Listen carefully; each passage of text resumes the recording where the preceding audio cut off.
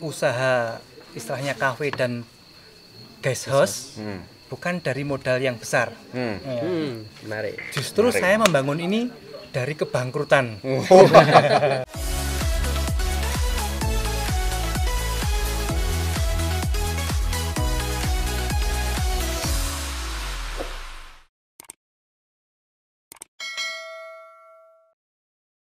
Halo Sobat Pastor, dimanapun kalian berada, selamat datang di Cafe Pastor, tempat nongkrong orang muda ngopi sambil ngobrolin iman. Bersama dengan Romo Juve dan sebuah keluarga sedang bersama dengan kami di sini. Kebetulan sore ini ditemani dengan suasana petang ini. Yes. Ditemani dengan suasana dingin. Wah, saya yang lemaknya sebanyak ini aja merasa kedinginan. Apalagi Romo Juve yang tipis kayak gitu. Nah, sore ini kami sedang berada di sebuah tempat istimewa di Kabupaten Blitar. Nanti Bapak yang di sebelah saya ini nanti akan menjelaskan kita ini ada di mana. Tapi kita mau ngobrol-ngobrol nih. Ada saudara kita yang akan berkisah tentang bagaimana mereka menjalani hidupnya, bagaimana mereka bergulat dalam iman, dan bagaimana suka duka menjalani itu semua. Nah, pasti menarik, pasti seru. Betul, Romo Juve? Mantap. Nah, maka kalian harus tonton video ini sampai selesai. Jangan di skip-skip. Dan ya, nikmati, enjoy setiap cerita itu. Dan jangan lupa untuk sebelum menonton, klik dulu tombol like-nya, subscribe kami, dan komentar di kolom komentar di bawah. Nah, sekarang kita akan berkenalan dulu. Romo Juve bersama dengan sebuah keluarga ini. Kira-kira kita sedang berada bersama dengan siapa? Silakan. Silakan. Kami keluarga dari Bapak Lenda, ini istri saya, Ibu Ida, dan ini anak kedua kami, Nero. Anak pertama kami bernama Natasha.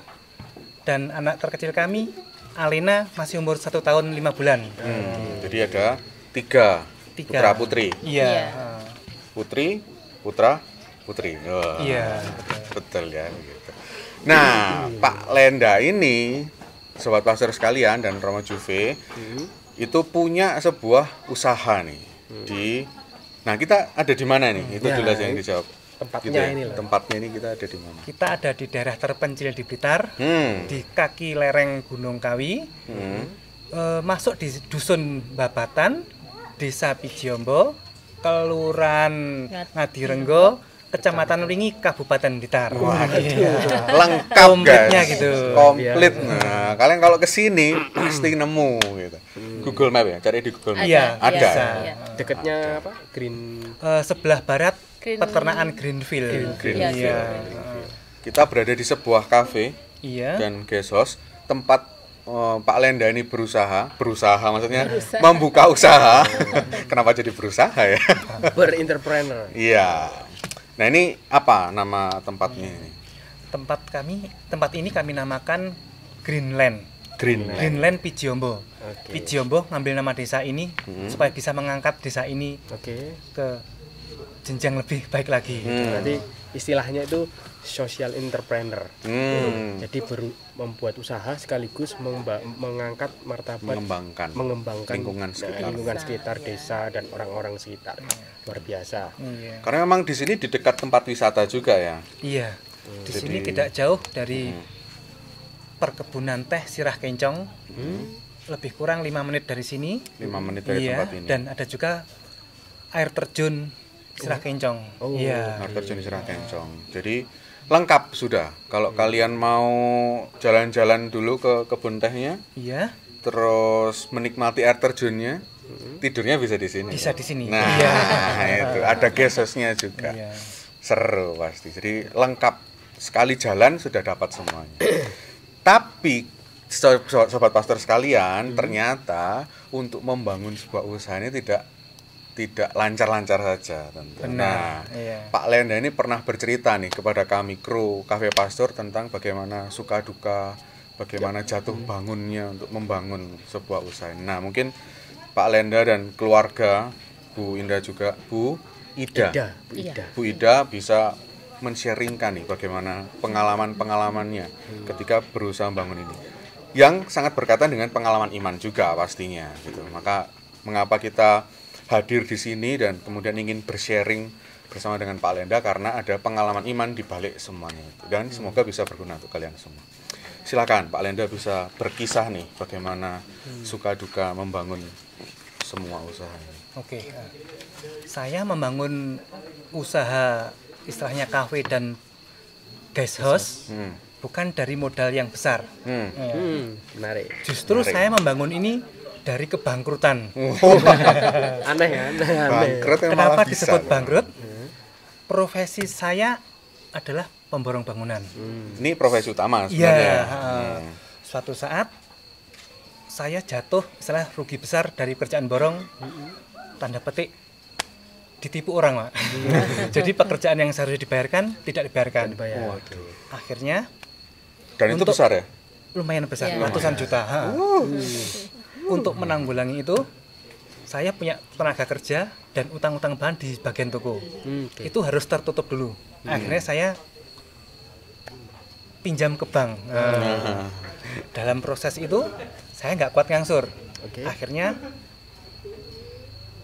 rumah dengan agunan itu mau diambil oleh bank, mau dijabel oleh bank ya. Nah, daripada dijabel bank, saya inisiatif saya jual sendiri dengan harga lebih tinggi. Ada sisa uang 20 juta dari hasil penjualan itu. Saya carikan tanah untuk tempat tinggal saya. Nyari tanah 20 juta itu di mana tuh yang ada di sekitar? Nggak dapat, cuma dapat untuk biaya sertifikat paling. Akhirnya saya keliling-keliling, jalan-jalan, naik motor. Saya ingat waktu masih sekolah STM dulu saya pernah naik Gunung Kawi, melewati daerah yang menurut saya tuh bagus, indah gitu ya pemandangannya. Tapi untuk pandangan istri saya gunung deso. Ya, akhirnya dengan bantuan teman dapatlah tanah ini kecil dengan harga 20 juta itu. 20 juta? Iya. Sudah dapat ini, tanah. Iya, tanah tanpa sertifikat, tanah masih milik perkebunan. Pajaknya lucu, bukan bayar pajak seperti ini pemerintah, tapi pajaknya deres pohon pinus. Nyadap. Oh gitu. Pohon pinus, iya. Menarik loh, Iya. lucu loh.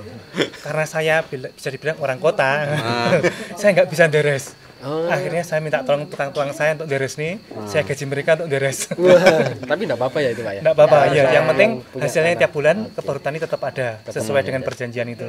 Iya. Nah, untuk bangun ini tidak langsung jadi. Saya perlu waktu lebih kurang 3 tahun. 3 tahun. 3 tahun istilahnya baru jadi. Itu pun sempat berapa bulan, istilah 2 bulan itu sempat nggak ada uang sama sekali, tukang libur total.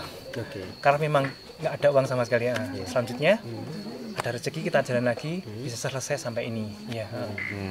Nah, dalam proses untuk membangun ini kita juga jatuh bangun.